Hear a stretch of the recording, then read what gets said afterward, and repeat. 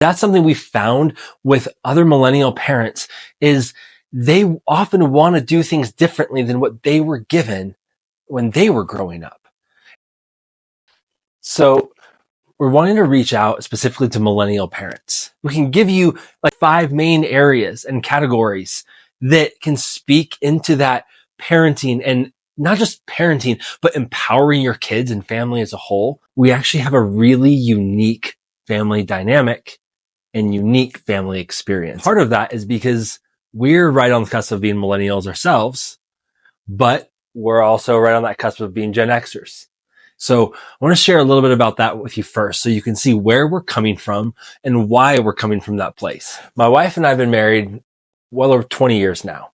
And my wife and I have 8 kids, but they span from ages 6 months old all the way to 27 years old.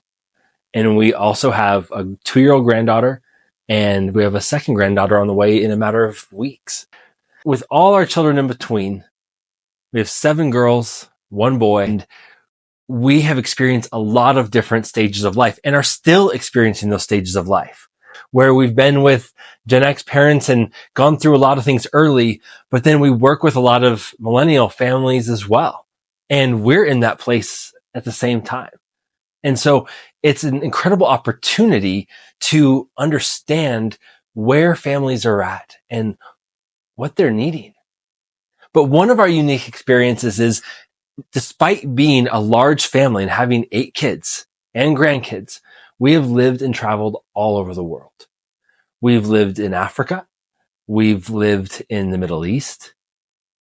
And we've traveled in the Middle East, Africa, Asia, Central America, etc. When we lived in Africa, specifically we lived in Ethiopia, and that gave us something that we want to give you a piece of today. And it's all about empowerment. And that's something we found with other millennial parents is they often want to do things differently than what they were given when they were growing up. And they're looking for new and creative ways to raise their kids, to grow and be and do family together. But despite that desire, not all of us know how. Not everyone knows where to start. That might be you. And so that's why we want to put these out there, because we've lived unconventional lives. We've lived countercultural lives. And a lot of you want the same thing. But we're all just looking for those tools and those pieces, right? Because some of us haven't had parents who modeled that for us or were able to teach us those things. And so, not that every bit is perfect. And one of the things that is probably one of our mainstays within that as a family and parenting is the power of adjustment. I'll give you 5 main areas and categories that can speak into that parenting, and not just parenting, but empowering your kids and family as a whole, that goes beyond the moment, but that speaks into the future and into their futures. So it's important, even as we give you those 5, that you remember, for us, one of the biggest priorities is learning to adjust, because rarely is the best way forward a linear path.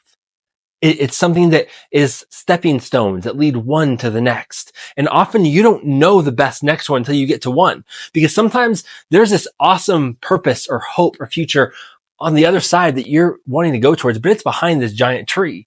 Sometimes you have to take a step this way first onto this stepping stone in order to see what's on the other side. A lot of times we take that step and we think we're just supposed to go in a straight line. It doesn't work that way. And we have to give ourselves grace to learn a different path. That's what we have to give ourselves as parents. My wife and I grace for that all the time. And when we do that, you know what? It actually helps us give our kids that grace as well. And that's the grace they need that goes beyond just rules, right? Because many of you might have been just raised with specific rules to follow these, do what I say, not as I do kind of thing, right? But you wanted something different, and that's what you want for your kids. You don't want them to just give them just wild kind of freedom, but you want to give them something that allows that freedom, but creates a constructive path forward, and you want to do it together. And that adjustment, that grace, is an essential component in that. But I told you we'd go into 5 different main areas of creatively empowering your family, your kids. The first one lends back to our experience in Ethiopia. And really, it goes far beyond Ethiopia. It's something we've done in a lot of nations, a lot of kids, our kids, older kids, stuff we've done with adults as well. And it's empowerment. And you know what? A lot of people don't know where to start with empowerment. Why not? Why don't we empower often enough? And usually it's because either A, we don't know how, because no one ever empowered us freely or with hope and gave us that kind of opportunity. So we just don't know how.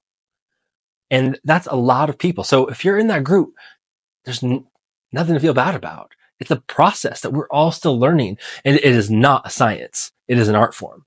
And as you know, or may know, with art, there's no one exact way to do it. And so it's a constant learning process. And that's part of what goes back to adjustment, right? And the other reason why not, why we don't always empower is because of fear. Because sometimes, and this may have been the case with your own parents growing up or with others you've worked with and other experiences, we often fear losing control. And when we fear losing control, we can't empower someone because we're afraid of what might happen. We're afraid what they might do. But we're afraid of those things in a negative way rather than the what ifs in a positive way. And that's part of getting into empowerment is learning to flip those what ifs. Because when we learn to empower, it helps take that lid off. And we're going to talk more about that here in a couple minutes. But when we get past those fears of failure, when we get past the fears of what if this negative, and that negative we're afraid will be tied to our reputation. And we have to get out of that mindset because we've been created. God's made us for so much more than that. He's made your kids for more than that. You want more than that for your kids. And so we want to learn how to step beyond that fear mindset of losing control and how to adjust and walk forward together. And empowerment is a huge part of that. Ethiopia is one of our best examples, and for us, test cases. As we worked with orphans and street kids primarily, and we worked with others who were young adults and new parents, and they were needing to be empowered themselves, number one, but number two, they were learning to empower these kids with us. That's part of what we were teaching them. So that it wasn't all on us, but it was them learning how to empower the next generation. So that it wouldn't be about us going in and what we were doing for them, but it would be about a new way of life they were learning to live, that they were learning to break possibly old cycles. And that's a big key of empowerment, is it helps create that multiplying generational impact and effect, where it's fruit that goes beyond the moment. And it's outside of our control. We fear what's outside of our control, but actually that's where the better fruit is. That's where the better results are. That's when seeds get to multiply, right? So that is the main area, is empowerment. It's something that we watched kids all over the streets of Ethiopia and orphans. You know, in fact, we started working with this group of orphans and it was much more of a family home. But as we worked with them, it was amazing. The more we empowered them, and a lot of these next other four feed into empowerment. But the more we empowered them, the more those old ceilings, those old ways broke off. And they were able to give something new to others. And so, like with these kids in the orphanage, we actually, once they were empowered to think outside the box, to converse with us in a more mature way, to dream, to find God's purpose for their lives. Suddenly, even though they were 10 and 11, 12-year-old orphans in Ethiopia, before you knew it, they were helping us empower other street kids who were growing up just like them, even at that age. And that was just amazing to watch. It was beyond what we could have hoped for. And so then we watched those street kids get to do the same because they clearly weren't being given that from their parents. Many, if not most of them, didn't have parents, or if they did, they were often living in poverty on the streets together. They needed a new way of life. And those kids, as they were empowered, they got to start reteaching. The ones who had families got to help reteach their families. And so when we talk about this in parenting, it's largely about doing it together. doing life together as a family. And that leads us into our next point after empowerment. It's simply include them. How do you include your kids? Where you're not just barking orders at them like you might have gotten all growing up. You're not just telling them what to do, but you're inviting them into the family process where it's not just mom and dad separated and do what I say, but you're including them in the discussions, what you're thinking. Now, obviously, we're going to be responsible about that, right? We're not going to share certain information or things with our kids that is too early for them, that maybe they don't need to know early because it might be difficult to process. But the more you give them those bite-sized pieces, little by little, they'll be able to chew more, right? And chew more with you. They'll be able to eat the same meals as you. We don't want to just pass on a recipe to our kids. We want them to taste the same things we're tasting at the same time. So you invite them into that process. I often think, because we've lived a very adventurous life as a big family, traveling the nations and things of that sort and moving all around. I often think of it like this adventure going up a mountain, right? To a mountaintop, to somewhere, some destination you're hoping for or headed towards. And you've got your vehicle, and then you've got your trailer, whether you're moving something and you're going on this family excursion. And so oftentimes what we find, or what we notice in the world, the common thing to do is we almost shut our kids away from our process. We put them in the trailer to where if you're going all these twists and turns up the mountain, they're getting thrashed. They're getting thrown around. They don't know what's coming. They don't know why we're making a turn, or when we're making a turn, or where we're even going, or why we're going there. But they're getting all this road rash from it because you're just getting the effects of life of wherever your family's going, wherever your parents are leading. Maybe you had it that way and you want something different, especially for your kids. So it's about bringing them up into the car and letting them know where you're going, why you're going there, what hope looks like there, and how you're going to get there. Include them in that process, include them in the timing and all of those things, just like a road trip. And the kids are going, are we there yet? Yeah, it could get annoying. It can get bothersome, but it's worth it, right? Because you get to bring your kids into a greater family process to do it together. They grow earlier in more mature ways. They start learning different processes rather than just being told what to do. They learn not just what to think, but how to think for themselves. And when you teach them how to think, that's one of the greatest ways you can empower them. So you're starting to teach them your whys. So when you're going up that mountain, we're turning here. This is why if you would have felt this or turned this way, because we're going this way in order to go this way to go up. Or even in the little things, when you're making decisions, or when you're teaching them something, or even having to discipline them and teach them. Give them your why. That's something my mom always did for me growing up from an early age that I found not a lot of parents did, and maybe not a lot of parents still do. Because we're just trying to survive sometimes as parents. And so we're just barking orders. Just do what I do. Do what I say. I need to focus on something else. Because we're not patient enough. If we're not patient enough, we don't extend the grace that our kids need, that we need too. And that's what those moments of patience and grace is what allows us to explain to the kids why we're doing something, why we're going here and there. And that's part of what helps teach that how to think and to walk. So they learn the power of process. So we have empowerment, which really encapsulates all of these in this whole video. The second one, like I said, is include them, bring them into the process and share why along the way.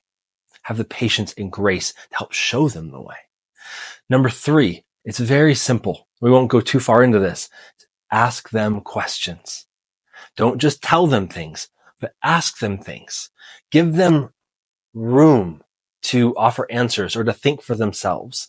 Give them room to contribute in that way in a discussion about where you're going and what you're doing or why you might be going there. Ask them what's on their heart. Ask them what they're feeling in that moment, or maybe they're sensing something, and learn from them. They have something to offer. As we've traveled the world and in very unorthodox, adventurous ways with a large family, we have learned that our kids have brought so much grace to every part of the process that we couldn't do on our own. And it's by inviting them in has helped, it's brought that grace to other people, to other communities, and it's made every situation better, not harder, better.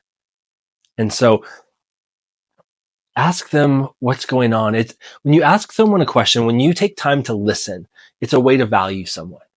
And valuing someone is one of the greatest parts of empowerment, because truly empowerment is about taking what's on the inside and bringing it to the outside to be lived out.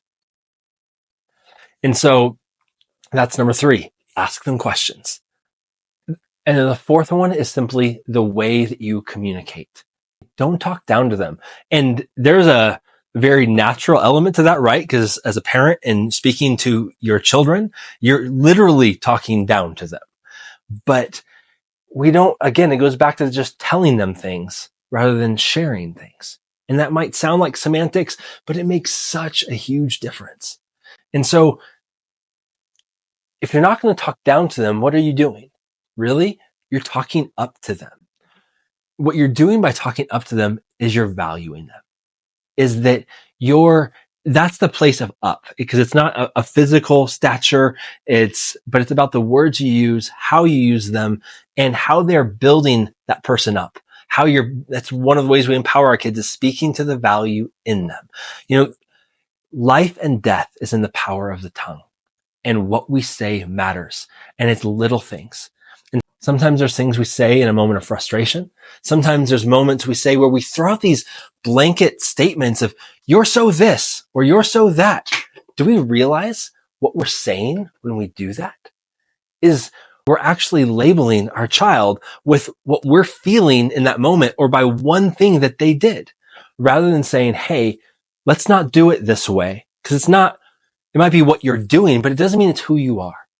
And so we don't want to talk down to them that, hey, you're so this because you're doing this. Rather, we want to say, hey, we're not going to do it this way because of such and such and such. Because this is who I know you really are. You're actually calling them back with the way you communicate to who they really are. You're using your communication to affirm and build security in their identity.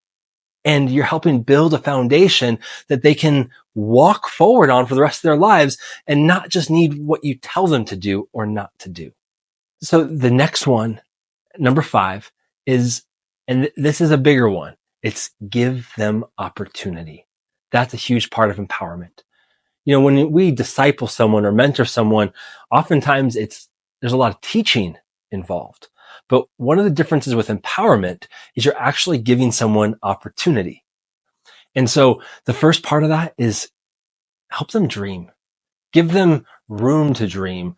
Let them dream beyond your experience. So don't let your experience control their experience, because you're trying to build them further. You want them to get vision for their lives. One thing we've noticed, and we try to apply to our lives or our kids or others outside of our family even, is, we spend so much of our resources, whether that's time, communication, money, anything, on the guardrails, right? To help someone steer their way forward. If we're going towards a destination or on a trip, we're focused on building guardrails for them so they won't go too far outside the bounds. But then they just keep bouncing off, scratch up the car even more, and never really learn to drive that well. What if we took our investment and put it more into vision rather than the guardrails, where we're helping them know where they're going, why they're going there, and then we're along with them for that journey. There's a reason why Proverbs says, without vision, the people perish. If we don't want our kids to perish, if we don't want the next generation to perish, give them vision. Don't just give them guardrails. Don't just give them the can and cannots. Don't just tell them what they can and can't do. Give them something that they want to go for. It'll build in a self-accountability to where you won't always have to be the accountability. You won't always have to be the yes or the no, the black or the white. That might be what you grew up with. And you didn't like it, but you don't know anything different, so that's the only way you know how to teach and parent. But when we learn to give them vision, you build in self-accountability where they see something they want. And that vision becomes bigger than the momentary wants and desires. So then that helps them wrestle away from temptations or compromises, and instead helps them lock in, maybe not perfectly and not always at first, but helps them lock in on the bigger picture goals and desires. Sometimes vision can sound too abstract, but really it's almost like giving an incentive. So when you know that, hey, if you'll get this incentive, if you're good, if you act a certain way, if you stay on the straight and narrow, if you go the right direction, you'll have this certain incentive. We use that with our kids all the time, right? Most of us do in all different ways. That's essentially what vision is, but it's in a bigger picture sense. You're helping them learn to incentivize themselves, and where you're putting a picture of what's possible in front of them, or through letting them dream, giving them permission to dream beyond your limits, you're helping them paint that own picture of what hope looks like. And then you're walking alongside them to help them run after it and help them become who they were created to be. The other thing about giving opportunity is it's realizing, especially with dreaming, that it's not about us. Often, again, like I talked about earlier, we bring our family just along for the ride while we're in the middle of our career, chasing after our dream or pursuing that ladder of success, or just trying to get by and survive sometimes too. And so sometimes we can get so involved in that, we make it about us and we don't even realize it. Rather than realizing it's that true fruitfulness isn't about us in the moment. It's about them. It's about their future, and their future is our future. Them walking in their purposes and in hope and in fruitfulness is what helps fulfill us. And realizing that it's not about us, what we're doing, and when we're giving them permission to dream, when we're giving them vision, we're removing their ceiling. And that ceiling is something that we communicate, not always even with words, but with our actions, because we've always been given the ceiling of this is all you can do, this is all that's possible. But empowerment is about letting our kids go beyond what we think is possible in our lives, because we don't want to be their ceiling. We want to be their floor. Our ceiling becomes their floor. And that's really what empowerment is. And sometimes, again, we get afraid of losing control. We get afraid of, because I didn't get that. So how can I give that? Because I'm still trying to get what I need because I was never given it as a kid. And we do that as parents. It becomes not by intent, but it becomes selfish parenting about how we're still trying to get fulfilled rather than realizing we'll be more fulfilled through them when our ceiling becomes their floor. And when that happens, when an apartment is built on top of another one, that one wouldn't even be possible without the one below it. It only goes higher because of where you're at. So you're fulfilled in your empowering of them in that sort of way. It's an amazing concept when we actually trust it and let that process play out. Another part of giving them opportunities is letting them contribute. And I know some of our first thoughts will be like, I let them contribute. They can vacuum, they can do laundry, they can clean their room, they can, all these different chores and tasks. And those are great. And they're very important. Our kids do those too. We all need those. It's an essential part of discipline. But there's a different kind of contributing that is reminding them that's not just task-based and doing it because you have to, but it's part of drawing out that value that we talked about. That, because oftentimes we'll tell someone you have value and you have worth, but then we make them a recipient the entire time. Well, what good did that do? We just disproved their value and worth, because if we make them a recipient the whole time, we're not showing that they have something to give. We're showing that they just need to keep receiving. And so what empowerment does is it helps them know, it helps prove their value and worth. It helps prove they have something to give by giving them opportunity. Look at them, see that those purposes or those gifts and talents in their lives. They may be young in it. It might not be perfect. It might be different than you, probably is. We're often scared of what's different, but empower those things. Give them room to contribute to your greater family experience because of what they walked in that way. That's part of the grace they'll bring to your family and the community around you by empowering them to be a giver early on in the process. That was one of the biggest things we saw with the kids on the street in Ethiopia. Is these are some of the kids in the most poverty in the world. And your kids might not be in that kind of poverty, but a lot of us still have a lot of us will have a spiritual kind of poverty, an internal kind of poverty. And we'll get into that in another video. But it's about filling that place up. And the way we saw with the street kids, it wasn't by just giving to them. That made them more dependent on us, which is the opposite of empowerment. When in reality, what empowered them most is when we helped them know how to reach out to other kids or reach out to their families. Or when they would come and give us something, they got more joy out of that than when we gave to them. It was amazing to watch. So like one of the things with the kids on the street in Ethiopia, they eat with their hands, and there's Ethiopian food. And so there's something called gusha, where you pick up a bite, and instead of feeding yourself, you feed someone else.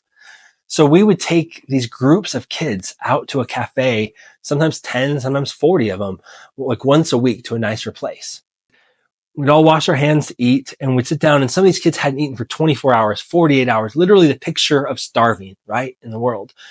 And they would get to eat and fill their stomachs.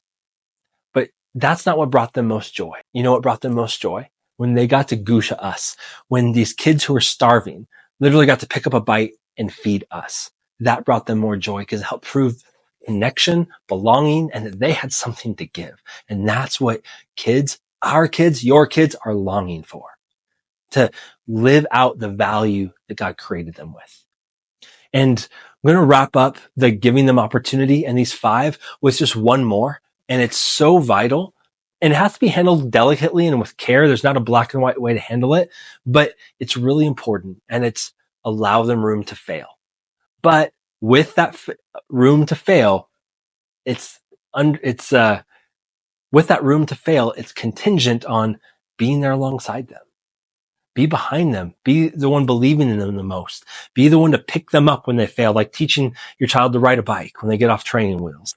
Be the one who's side by side, cheering them on, pointing towards vision ahead, pointing towards where they're going and what's possible. When something doesn't work out the way they were trying to, point them to what you believe and see instead, not speaking to their failure, but speaking to how that failure is one more stepping stone in the process of what they were created for, who they were created to be, where they're going. Give them that room to fail. Don't fear their failure defining you as a person or as a parent.